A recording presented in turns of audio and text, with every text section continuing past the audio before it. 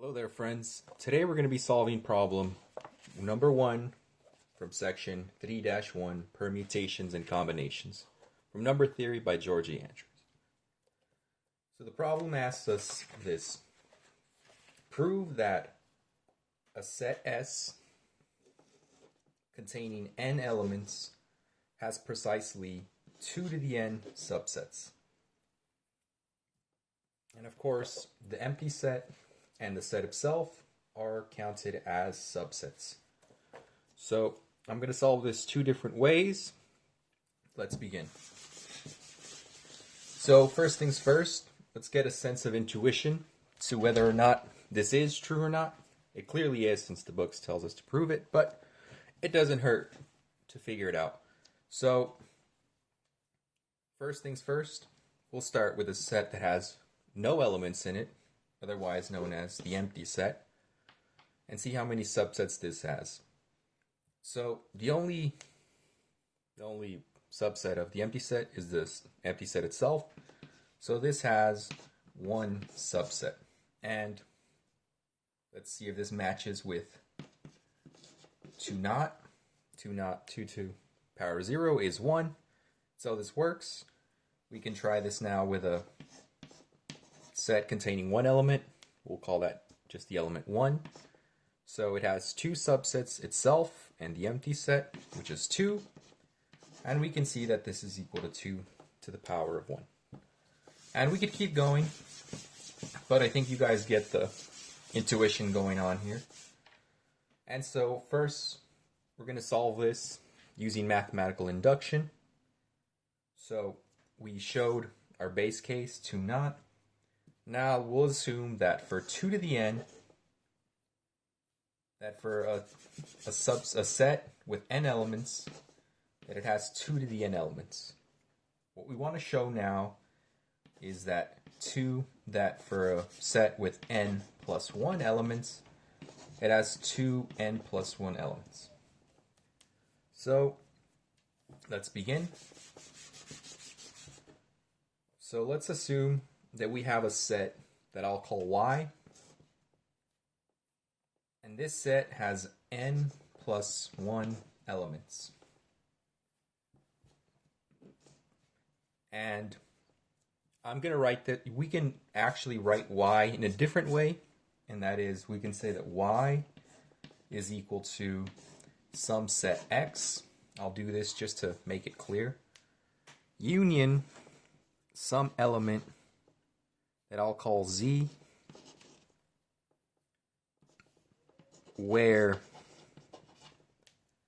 X is a set with n elements,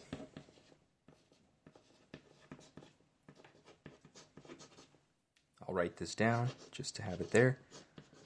Elements, and Z is not an element of X. This is important. And so the reason you could do this is because, well, clearly if Y has n plus 1 elements, then it clearly has n elements. But it has an extra element that's not a part of X. And so we can write this Y as this union as you see here. And so I'm going to erase this real quick and go to the next part of our proof. And now we know that X, this was our assumption, since it has n elements, that means it has 2 to the n subsets.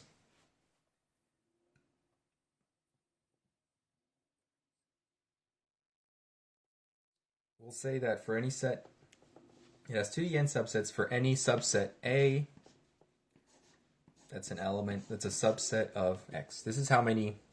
A is just the generalized version here of a subset. It's not a specific one, but yes, there's 2 to the n subsets of X. So if A is a subset of X, then it follows that it would also be a subset of Y. And more importantly, since Y is also, since we wrote it since we know y is equal to x union some element, we also know that any subset A of y would also produce a subset like this that follows. Would also be a subset of y. And so, just to clarify again what I said here, A is some subset of x, of the set x. A is also a subset of y, almost definitionally. And since we know that y contains this element z that x doesn't, any subset of this fashion would also produce a subset like this that's specific to I, which is A, the subset A union this element z. And so since we know that there's 2 to the n subsets for x, essentially what you're doing for each subset here, you're essentially doubling it by doing its union with the element z. And so we get that the number of subsets for y is equal to 2 to the n times 2, which is just 2 times n plus 1. So we finished our inductive step. And so we've shown by induction that it is in fact the case that you can mark the subsets for a set S with n elements as 2 to the n. Now, I'm going to show you a second way of doing this. This way is pretty easy, but if you hadn't taken combinatronics, it's a bit of a... So, I'll get to it. So again, we have our set S with n elements. So S is equal to, we'll write it down as these elements as such, sub 2, all the way till x to the n. And now, the way this works is you can imagine that to markate subsets of S, to find all the subsets of S, the way we would do it is it's either these elements are or aren't in the subset. And so I'll give a few examples. So for the empty set, what we would do is we'd say that none of these are in the subset. And so that's how you end up with the empty set. Let's say for a different subset, we could say that this is in it and all the other terms aren't. That's clearly a subset.